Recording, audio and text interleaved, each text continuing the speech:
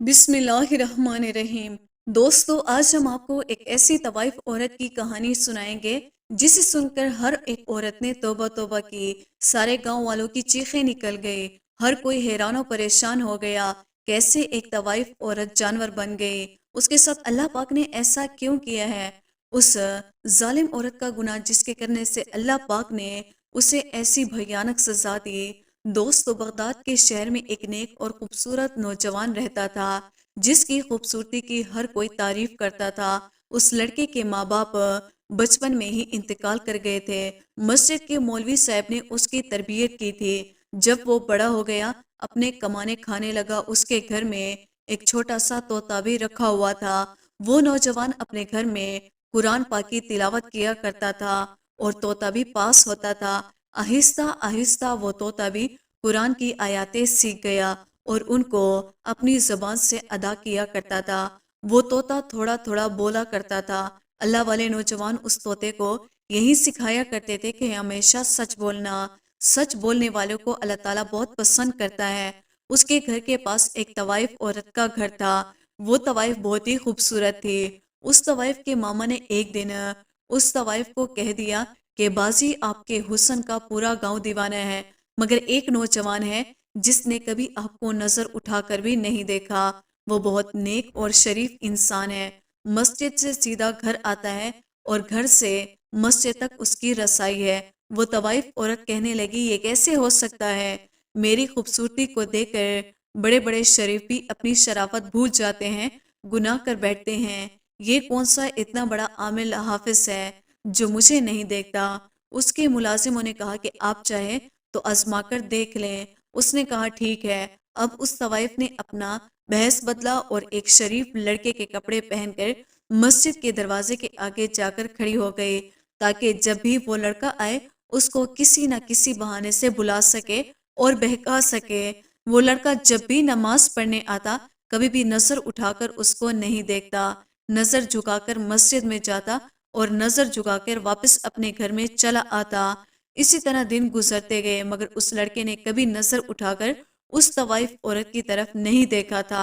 एक दिन वो तवाइफ जानबूझकर जमीन पर गिर पड़ी। उस नौजवान ने जब उस लड़की को जमीन पर पड़े हुए देखा तो उस नौजवान ने सबसे पूछा कि ये लड़की कौन है। वहां खड़े हर एक इंसान ने कहा, इस लड़की को हम नहीं जानते, क्योंकि इस तवाइफ ने अपना भैंस बदला हुआ था। वो खड़े लोगों ने कहा, ये किसी गरीब घर की लड़की मालूम होती है।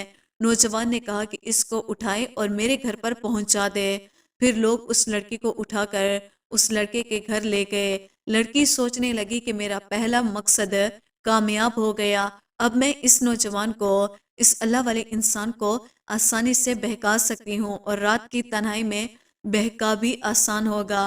वो लड़का इशा की नमाज पढ़ने मस्जिद में गया और वो औरत उसका इंतजार कर रही थी। उसने आकर पूछा कि आपकी तबीयत कैसी है? औरत कमजोरी का बहाना बनाने लगी और आंखों ही आंखों में अपना शैतानी हुस्न दिखाने लगी।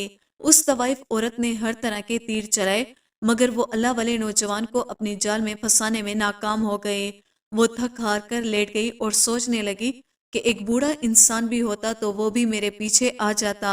ये पता नहीं किस मिट्टी का बना हुआ है, मेरा कोई इशारा ही नहीं समझ रहा। उस अल्लाह वाले नौजवान ने उससे पूछा कि आपका इस दुनिया में कौन है? माँ बाप कहाँ है? आपका घर कहाँ है? उसने कहा कि इस पूरी दुनिया में मेरा कोई नहीं है। और ये कहकर वो रोना शुरू हो गए। उस अल्लाह वाले नौजवान ने जब ये सुना तो उसको बहुत दुख हुआ। नौजवान ने उस लड़की से कहा कि आप मेरे लिए एक गैर महरम औरत हैं और आपका मेरे साथ रहना ठीक नहीं। उस बदुक औरत ने जब ये सुना तो कहने लगी, मैं कहाँ जाऊंगी? उस नौजवान ने कहा, आज रात आप मेरे साथ यहाँ ठहर सकती हैं मगर सुबह आपको जाना ही होगा। ये बात सुनकर बदमल गई और किस तरह उससे गुनाह करवाऊं, मगर फिर भी वो थक हार कर हर तरीके से नाकाम रही। सुबह उस अल्लाह वाले नौजवान ने मौलाना साहब से मशवरा किया कि एक गरीब औरत मेरे घर में रह रही है, मैं बहुत परेशान हूँ कि क्या करूँ। मौलाना साहब ने कहा कि अगर उसका इस दुनिया में कोई नहीं है, लावारिस है, तो फिर तुम उससे निकाह कर लो। आखिरकार एक ना एक दिन तो तुम शादी करनी ही है। तो इस नौजवान ने वापस आकर उस लड़की को बताया کہ مولانا صاحب کہہ رہے ہیں کہ میں تم سے نکاح کر لوں۔ یہ سن کر وہ خوف زدہ ہو گئی اور سوچنے لگی کہ میرا تو نکاح کرنے کا ارادہ نہیں ہے، میں تو اس سے ناجائز تعلقات قائم کرنا چاہتی ہوں، اس کی بیوی بننے نہیں آئی۔ اس بدک عورت نے اس نوجوان کو کہا کہ مجھے آج رات سوچنے کا ٹائم دیجیے، میں صبح آپ کو بتا دوں گی۔ وہ عورت پھر رات بھر سوچتی رہی، آخر کروں تو کیا کروں؟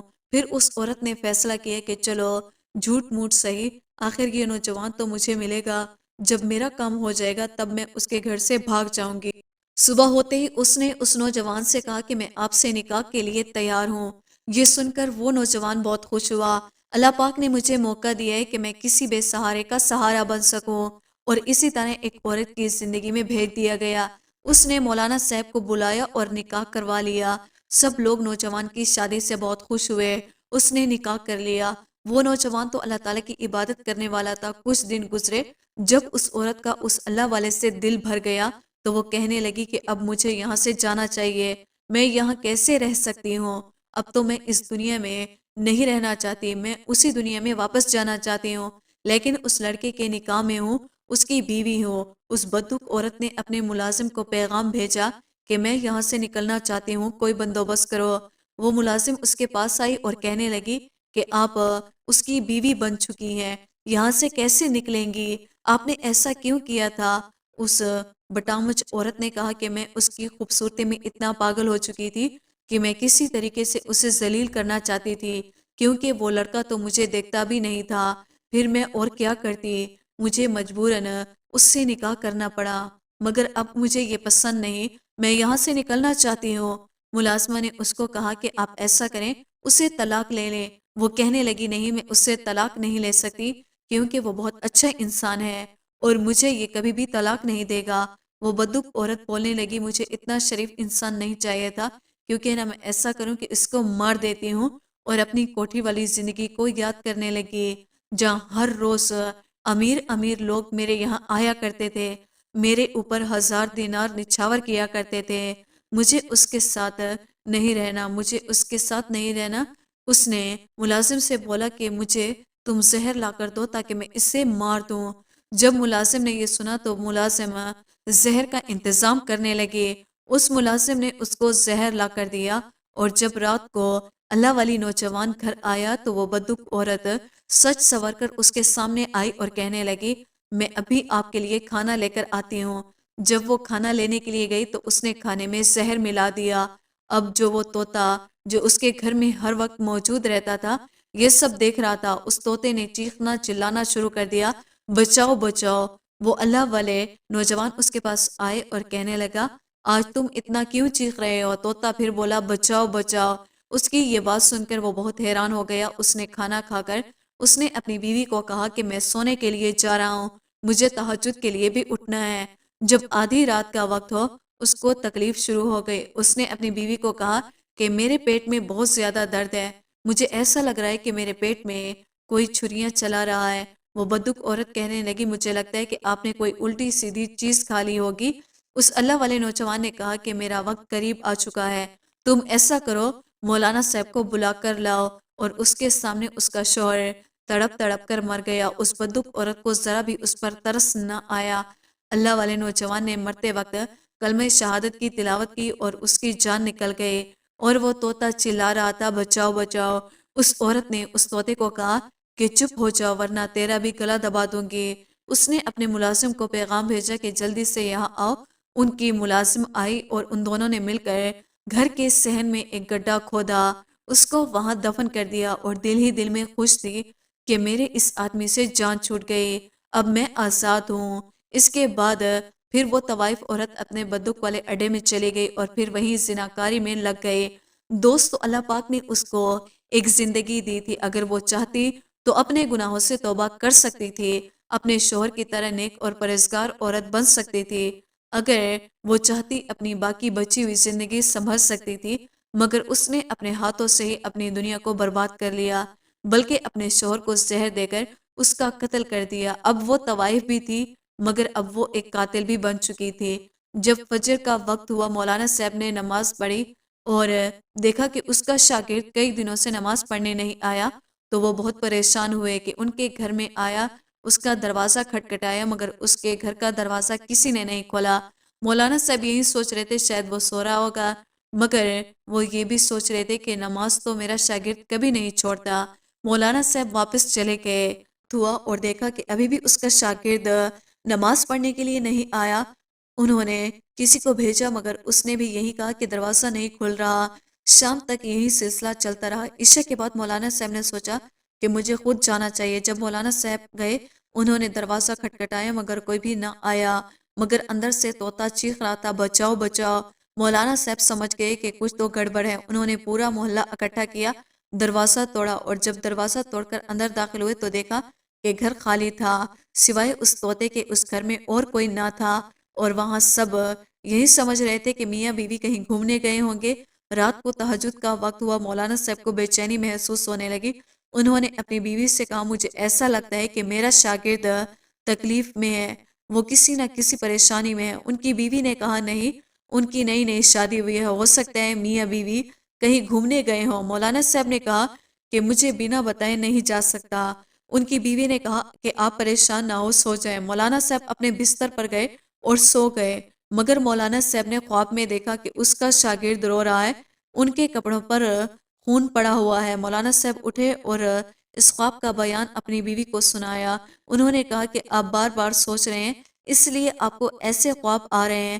پھر مولانا نے دوسری رات وہی خواب دیکھا، مگر تیسری رات بھی وہی خواب دیکھا کہ ان کا شاگرد انہی کپڑوں میں خون سے لت پت ہے اور رو رہا ہے۔ مولانا صاحب نے ایسا کیا کہ اٹھ کر وضو کیا اور انہوں نے پڑھائی شروع کر دی۔ مولانا صاحب جیسے جیسے قرآن کی آیاتیں پڑھ رہے تھے، ویسے ویسے سے ان کا راز کھلتا جا رہا تھا اور ان کو بتایا گیا کہ گھر کے صحن میں جا کر دیکھو۔ اب مولانا صاحب بہت پریشان تھے، مجھے اس کے گھر کا اشارہ کیوں مل رہا ہے؟ کیونکہ مل رہا تھا مولانا صاحب نے اپنے ساتھ والے کچھ محلے کے لوگوں کو لیے اس اللہ والے نوجوان کے گھر گئے اور ان کو دیکھتے ہوئے وہ طوطا پھر سے چلانا شروع ہو گیا۔ جب زمین کو کھودا گیا تو وہ تڑپ کر رہ گئے۔ وہ سوچ بھی نہیں سکتے تھے کہ یہ ان کا پیارا شاگرد ان کو اس حالت میں ملے گا۔ ان کو کفن بھی نہیں دیا گیا۔ مولانا سوچنے لگے کہ کون ظالم ہے جس نے اس کو قتل کر دیا اور اسی طرح دفن کر دیا، مگر اللہ کی قدرت دیکھے، ان کی لاش ایسے تھی جیسے ان کو ابھی ابھی دفن کیا گیا ہو۔